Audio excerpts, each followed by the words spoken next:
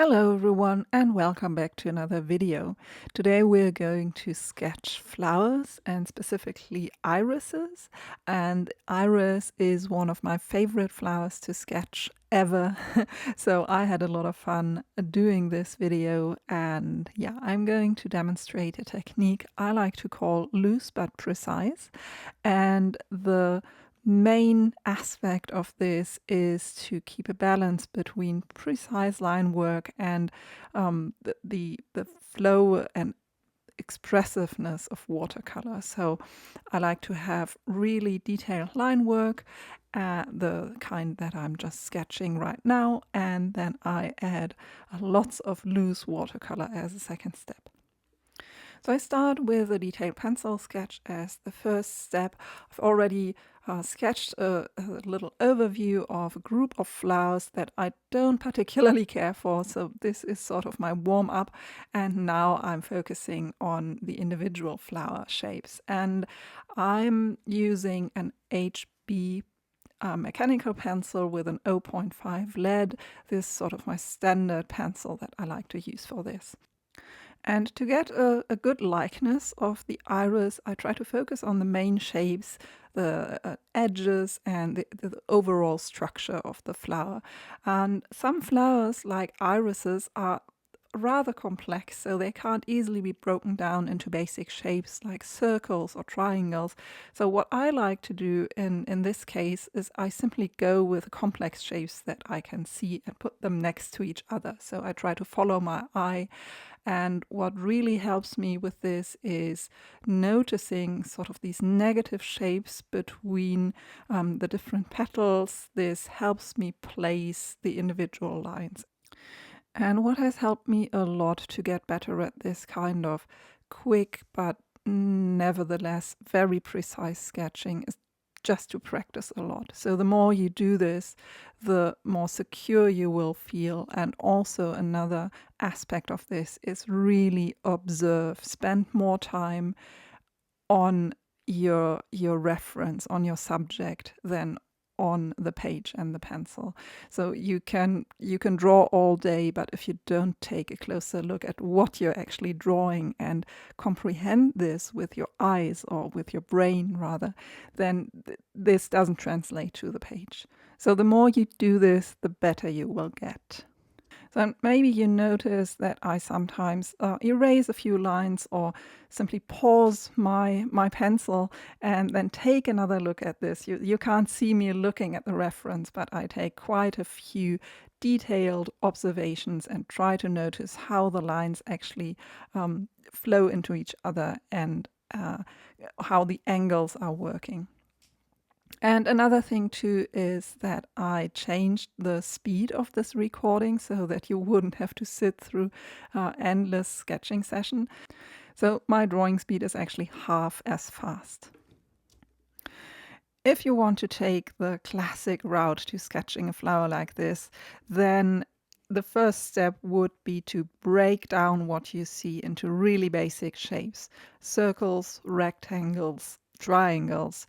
These are easy to draw, and you can fit almost every flower into these kind of basic shapes. So I said earlier that the iris is a very complex shaped flower, and that's true. But looking back, I can easily see I could have put this into a triangle. It sort of adds up into a nice triangular shape, and then you could specify the individual petals by looking where the sort of negative shapes cut out of this shape. So this is a great approach that works for all kind of subjects, not just flowers. It allows you to draw anything. And as I said, you will become quicker and more secure with a lot of practice. And another aspect is becoming familiar with the subject. So for the first few sketches of this interesting flower, I didn't quite know how to place my lines. I have drawn irises in the past and I'm fascinated by them, but I always consider the first few sketches the warm-ups. And so my drawings get refined with each new sketch. And I find it quite helpful and beneficial for my observation to explore subjects like this in these kind of study pages. And another aspect that I like to include in these sketches is to be mindful about the line quality. So, does the subject need bold, thick lines, or is it rather delicate? And are there interesting edges, or do the petals turn? And maybe if they're rather in the back, then the line could be thinner and less prominent. So this is something that I also try to think about when I'm drawing, and I sometimes erase lines, like right now, when I see that the quality of the line doesn't match what I can see in my reference. So these are the things that go through my head when I'm putting together a page like this. And I'm quite happy how this turned out. So I'm almost ready to switch to watercolors. And yeah, let's see what happens once we add paint and color. So now comes the fun part, the painting. And I'm using my standard sketching kit here. I will leave a link below for you for all the current colors that I use in this palette. So I start with a clean yellow. This is, I guess, Winsor yellow or Schminke pure yellow. It's the same pigment. And I try to keep this first wash very wet and very loose. So I add a lot of water to my washes and I drop in a bit more pigment, and I play with the colors just a little bit where I can see darker areas like shadows, or just where the petal is of a more intense yellow. But at this stage I really want to allow the paint to do its flowy things. And another thing that you will see me do very often is working on several drawings at once. So I have finished all my sketches on this page, so I can jump from flower to flower and add layers. I can work on several flowers at once. And this is, I don't do this to introduce more complexity to these sketching sessions, but I simply do not want to wait until one sketch has dried and I can apply the second layer and then switch to the next flower. I really hate the process of waiting until paint has dried, and this is often, for me, this takes me out of the process. So I really enjoy being able to switch back and forth between several sketches and work on them simultaneously. And this also makes for a much faster sketching process, I find. And you can see I've already added a bit of color to the group of flowers below. They were blue iris as opposed to these yellow ones. I don't think, I'm not a big fan of this larger group of flowers, so I omitted it from this video. But I really enjoyed working on these individual flower shapes. So for the second layer, I'm introducing a few other colors like this raw umber. I've also added a yellow ochre to the areas where I can see more shadows, where the flower is sort of darker towards the middle, and also where some of the petals bend or are seen in shadow. And I still try to keep everything as loose as I can. So I'm using this slightly bigger brush. This is a Raphael Soft Aqua mop brush. This is the smaller version of these kind of really nice big mop brushes that take a lot of water and they can hold a lot of pigment. And I find this very interesting for these mid-sized sketches. It does form a nice tip. I suppose it won't last forever since it's a synthetic brush, but it has a I really like painting with it. And so I'm not even getting out a smaller brush for details at this point. And in fact, I won't for the entirety of the video. I painted this all with the same brush. And I really enjoy being able to lay down large amounts of paint and then also add these smaller details. And the process starts again on the second page. Again, I'm starting with a very light watery wash, and I'm leaving a few highlights, a few white areas to show the areas where the most highlights are on the petal. And I'm also trying to sort of pool the pigment in these shadowy areas, in the darker areas. Here is a petal that's already wilting a bit, so I've added a little bit of yellow ochre. And I know that I have to work on this some more, but I'm already, this is sort of the groundwork for this type of technique. And I think this is where watercolor can really shine, because the paint sort of flows and distributes itself. Introduced a little bit of green umber here, a lovely, really pale color. And while this dries, on to the next sketch. So again, I'm leaving a few highlights here. I want to preserve those white areas where I can see highlights on the petal.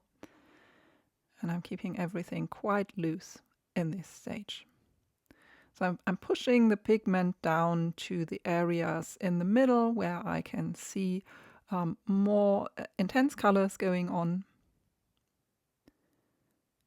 And I'm introducing a little bit of yellow ochre also in these areas, and more of the green umber mixed with a little bit of green. So I already had some old green mix on my palette, and I suppose this is some mixture of cobalt green and sap green and probably something else. And you can see how beautifully the paint spreads around on the page. I like to call this stage controlled chaos, since you can't always really control where the paint will go. So now the second layer for the left flower.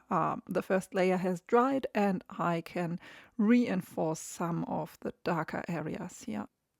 So I drop in very concentrated paint at this stage. It adds a lot of contrast to the sketch immediately, and I know as long as it's wet, I can still spread it out a bit or dab it down with a rag, and I can introduce more water to these areas so that the paint again can flow a bit and dilute itself in the process of doing this. But generally, I try to leave these areas intact. They add a lot of contrast, and watercolor will always dry a bit lighter, so I think it'll work out in the end. And if not, I can just add another layer to reinforce the lighter areas. So I've added a little bit too much green, but not to worry, you can just blot it out again. And here I'm already in the stage of adding these interesting textural marks. I find that these iris petals have these interesting, very light veins, and I'm exaggerating them a little bit to get more visual interest in my sketch. And again, I'm trying to keep this very loose. I'm not switching to a smaller brush. I want to get this done all with the same brush so that I don't overwork these areas. And back to the second sketch again. Now I can add these darker and more intense contrasty areas here too. So it hasn't dried completely. I may have to wait a few more minutes, but I can already add a bit of these orangey parts that I added with the yellow ochre mix, and now these darker yellow parts that I add in the shadowy parts of the petal. So you might have noticed I also don't use any of these classic shadow colors like blues or purples or anything like that. I simply go over these shadow areas with a more intense version of the same color. And this is a way to preserve the color of the piece as well as the luminosity. So it will really pop and shine and come out as very intense, as opposed to if you were to use a color like purple or blue, which are often quite fitting shadow colors. This could leave the colors here of these yellow irises a bit muddy, and this is something that I don't want in this case. And this is a technique that you will often see in botanical sketching because it stays true to the original color of the flower. You can see I'm adding a few more details. I'm already finishing up here, so that the detail stage is always the last stage of the sketch. I don't want to fuss around too much. I just try to add a few prominent lines and a few areas of textural interest, and that make the overall sketch just a little bit more interesting. So all in all, I really enjoyed the process of sketching these irises. I could do this all day, honestly. I'm finishing up the last elements here on the stem of the flower, and yeah, again, I don't want to overwork this, so just a few flicks of green, and I think then also these buds here are finished. And this is the finished page. I really like how it turned out. I will probably add some notes. And I even think that the area with the group of flowers doesn't look so bad after all. But I'm really more of a fan of the individual flowers. So yeah, I hope you've enjoyed this video, and if you want to see more videos like this, then take a look around on my channel or on my blog. You can subscribe to my newsletter. You will get all the news that I don't send out to the YouTube people here, and you will also get some free tips about sketching, sketching flowers, sketching anything in nature, watercolor tips, all this kind of good stuff. And as always, a big thanks to those of you who support my work through my courses or through just watching these videos and commenting and liking. And yeah, you make these videos possible. Thanks so much for watching. I'll see you very soon. Bye.